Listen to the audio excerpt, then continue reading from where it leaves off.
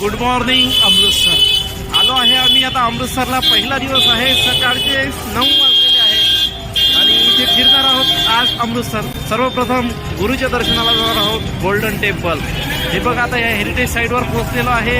हे मटकी पण आहे, या वहिनी याही मटकल्या आहे आणि हे भाऊ तर एकदम क्यूट दिसून राहिले.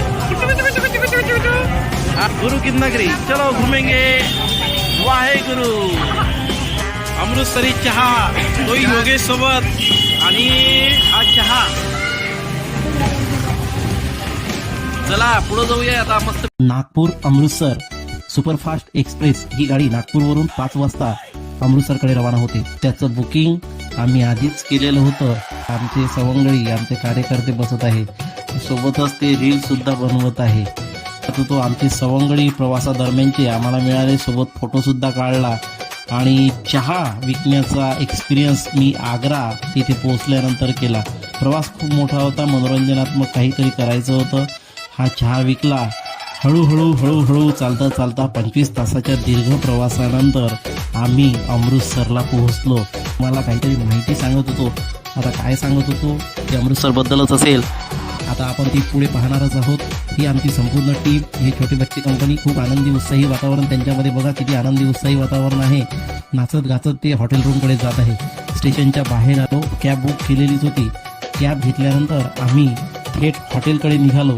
क्षणाची प्रतीक्षा आपल्याला होती. हिपहॉप बस, जे आम्ही तुम्हाला फार आधीपासून सांगत होतो, ती बस आहे आणि दिवसभर याच बसने आपण फिरणार आहोत. त्याची फी 535 रुपये प्रति व्यक्ती आहे आणि आम्ही 4 जण आहोत, तर 2140 रुपये 4 व्यक्तींसाठी केलेले आहे. ती बस दाखवा पूर्ण त्यांना. बस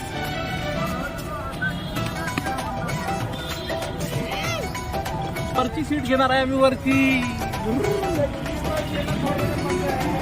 असं उचलून घेऊन जाणार आहे. विराट बुरकर, मजा आहे. दुसरा दिवस, आता पहिला दिवस आणि हिपहॉप बॉल.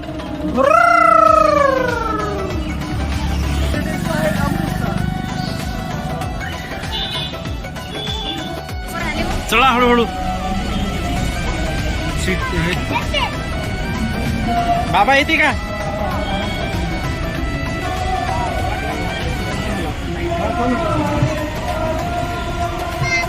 हा चल येतो ना.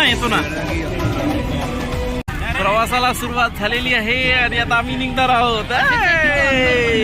वरुणची बस, पोलीसची गाडी आहे. वरुणची बस. संविधान निर्माता डॉक्टर बाबासाहेब आंबेडकर यांच्या पुतळ्यापासून प्रवासाची सुरुवात झाली. त्यांना वंदन करून पार्टिशन म्युझियमच्या बाजूनेच आमची बस निघाली. हिपहॉप बस, ज्याची माहिती मी तुम्हाला दिलेली आहे. लगेचच सुरुवातीला ब्रदर्स ढाबा आणि मदनलाल धिंगणा साहेब, ज्येष्ठ क्रांतिकारी, यांचा पुतळा सुद्धा दिसत आहे. अत्यंत लहान अशा रस्त्यावरून एवढी दुमजली गाडी चालवणं खूपच मोठा थरार आमच्यासाठी होता. चालकाची तर कमालच मानावी लागेल.